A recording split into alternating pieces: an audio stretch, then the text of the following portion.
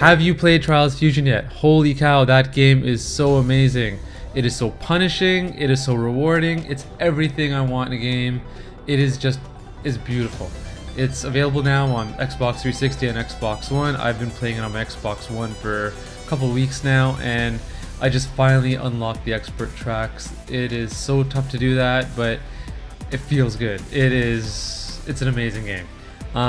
What makes it even better is even once you finish all the tracks, there's a great selection of user-generated content. You can make your own tracks and share them with the community, basically. I recently had the opportunity to talk with Red Link Studio and get some of their pro tips for you track creators out there. Let's take a look at what they had to say. What's happening? My name's John Lloyd, also known as Shogun. I'm the community developer for Trials at Red Link Studios in Helsinki, and today I'm going to give you some tips for building custom tracks in Trials Fusion. First tip, have some sort of plan before you get started. It doesn't need to be an in-depth plan, just something to guide you and help you along as you're building. Some people like to choose a certain theme or a certain part of the map and go with that. Other people like to actually draw out their driving line or at least like particular obstacles. So whatever you want to do, just go into it with some idea of what you want to do before you get started.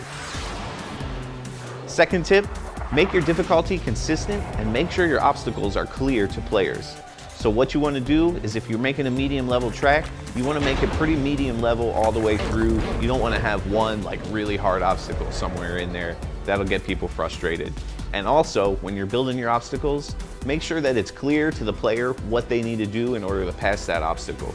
The challenge should be in getting over the obstacle, not figuring out how to do it.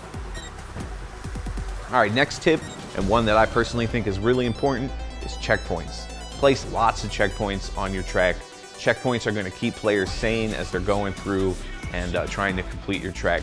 Nothing is more frustrating than getting stuck on one obstacle, but then having to do a number of obstacles to get back to it every time you have to retry. So try not to put too many obstacles in between each checkpoint to keep it from being too frustrating for players as they attack your map.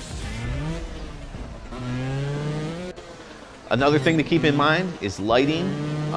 Just play around with the environment lights and the lights that you can place to give your track a unique look. It doesn't always need to be like pure daylight as the default setting in the editor usually is. You know, play around, make it nighttime, make it sunset, play around with the lights that you can place, and this is really going to make your track stand out visually. Another thing to always remember is to test your tracks.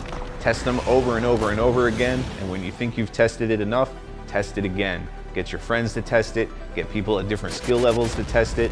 This is the best way to see like how players are actually going to react to your track and whether people are going to find it frustrating or fun.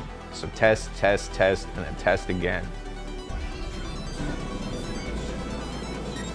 My final tip is just to have fun.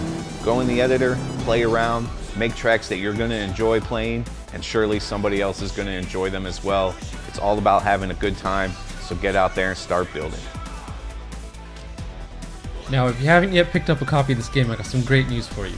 We're giving away a few copies of this game to a couple of our lucky fans on Facebook and on Twitter.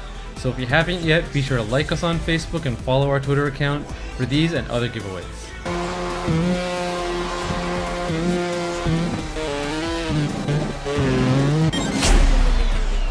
And if you think you can beat my times in the game, follow me on Xbox Live and show me what you got.